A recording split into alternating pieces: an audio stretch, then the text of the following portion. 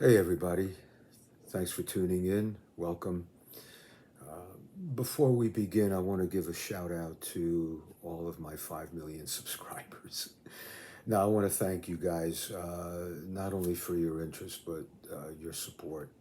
It's greatly appreciated. If you haven't subscribed yet, go ahead and hit that subscribe button because I got a lot to say. My content, as I've mentioned previously, is more or less a stream of consciousness, and from time to time, some training information, hot tips, and big secrets. I just celebrated my 76th birthday. I've been at this since I was 12 years old. So, whatever I share with you is based on 64 years of experience. I can't say that I've done it all, but I've done quite a bit. I've been there, done that, except for a few things, and I knew where to draw the line, fortunately. But anyway, they say a stream of consciousness is basically mental gymnastics, and whenever we do that, we talk to ourselves and try to get along through life psychologically. It's all mental gymnastics, and it's all in the mind. So here we go again with the mind. I was in the library recently looking for mental gymnastics material that I could apply to some of this, and lo and behold, look what I found. Yep, Mind Pump, the psychology of bodybuilding. So you would think that the book would be about 3 times the size of this, okay? But it's pretty concise. But first of all, we should define our terms, right? The human body, male, female, or whatever you want to call yourself, was designed to move, movement, to be active, okay? So whatever you do in the realm of exercise, whatever form of exercise you choose to do, including weight training, if it has the potential to alter your body composition or to give you more strength, it's building your body. So technically, it would be considered bodybuilding, even if all you did was push-ups and sit-ups and chin-ups, calisthenics, whatever. So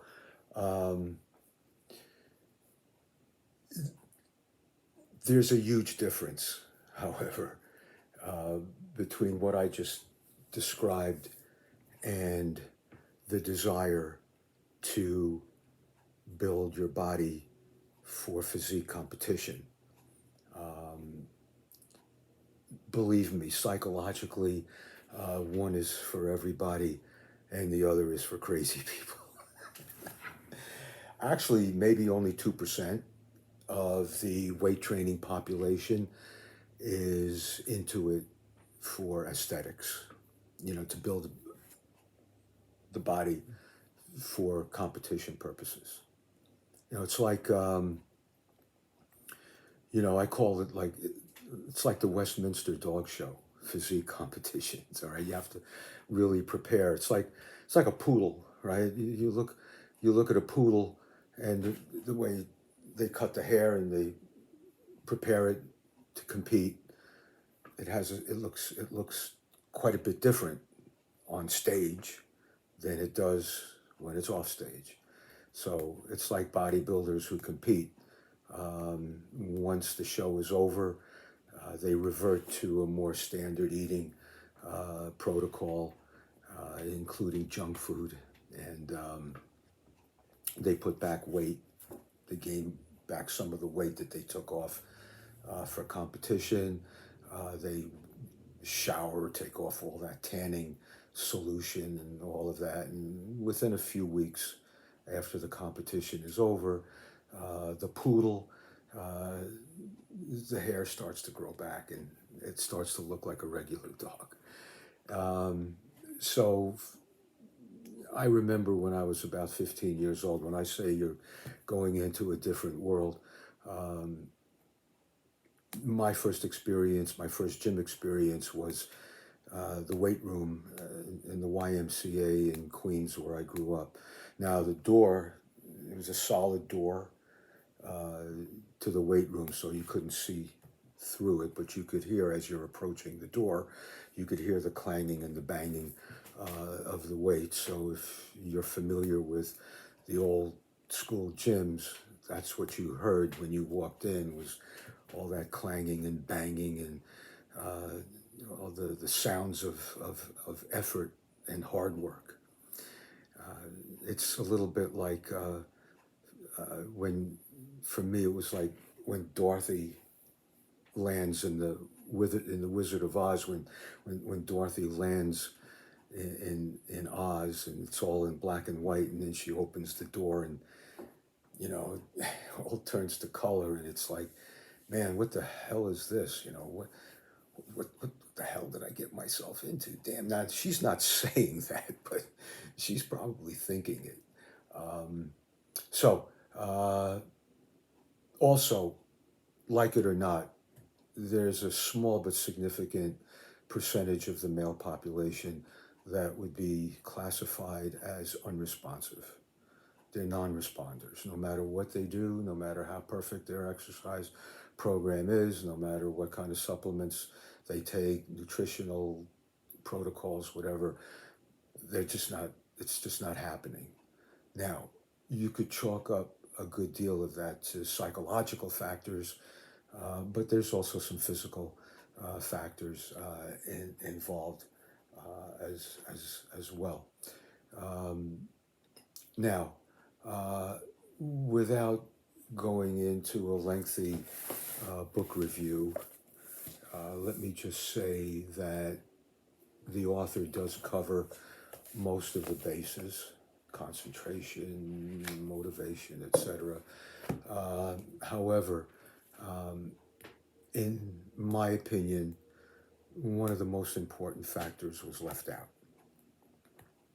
What's the fantasy?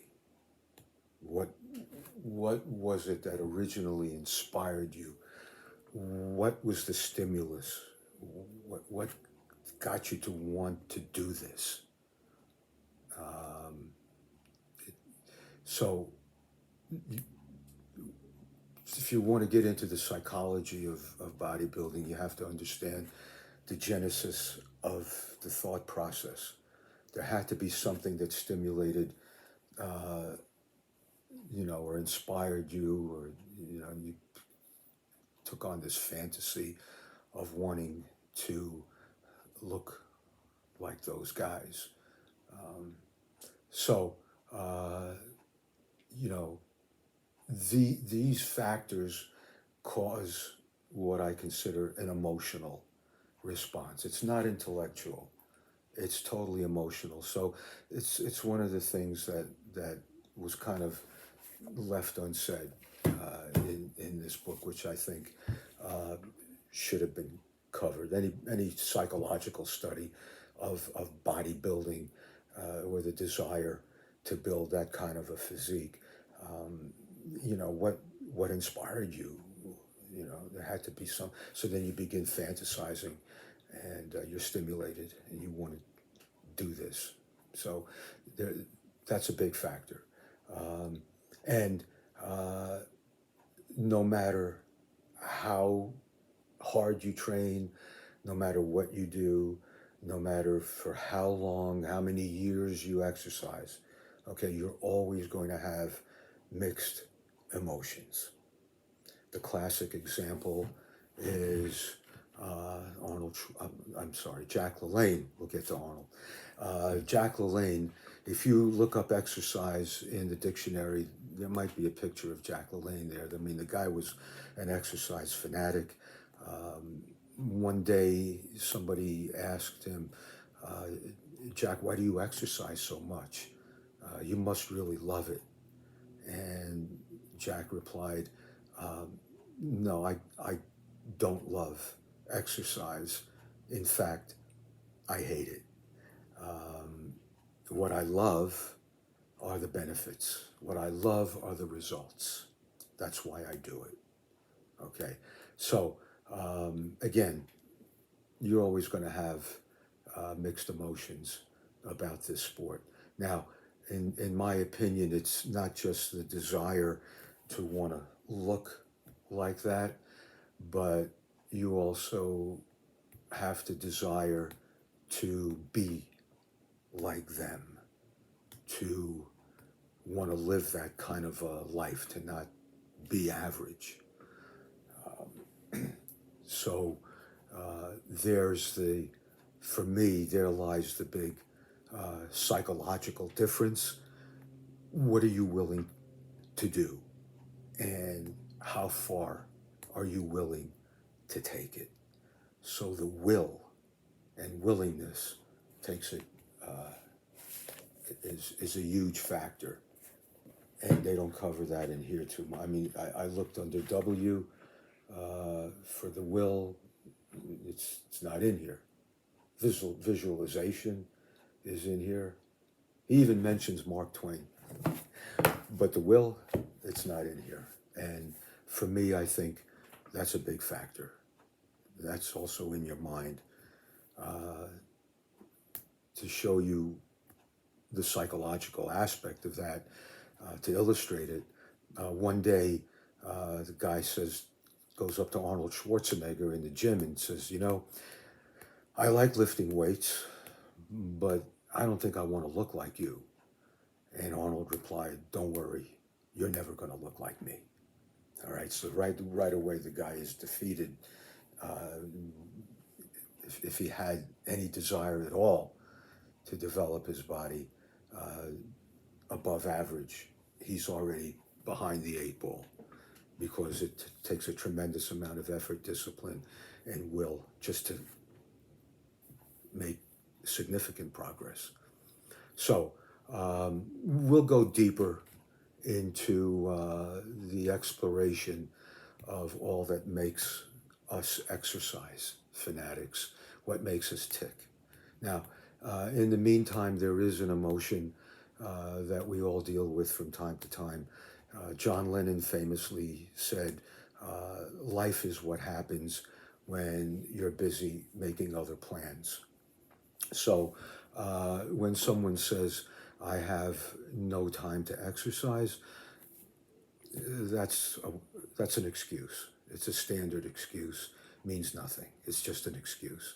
However, when someone says, I don't really have the time to exercise now because, might have several reasons, that's different. You might have a reason.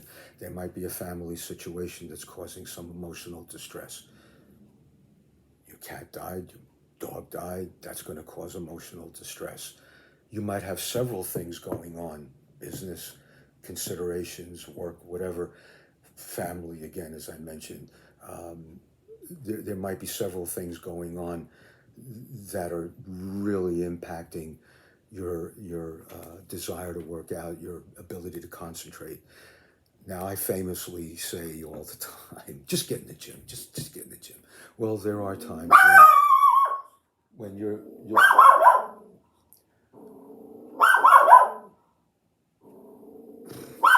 it's a good watchdog.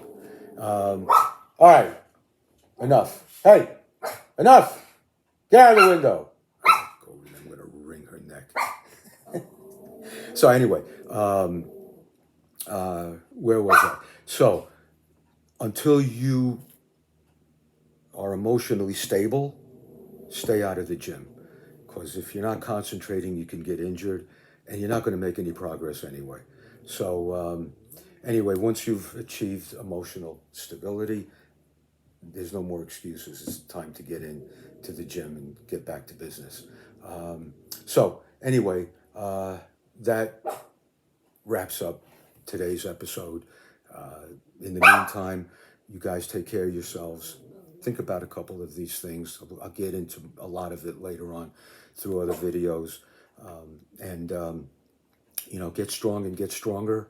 And like I said, take care of yourselves, because if you've been following the news, our lives are in the hands of fools. So you're going to have to really, prepare, because only the strong are going to survive. Anyway, Stay tuned. I've got a lot of good stuff in the pipeline. So stay safe, and we'll see you next time. Take care of yourselves. Adios.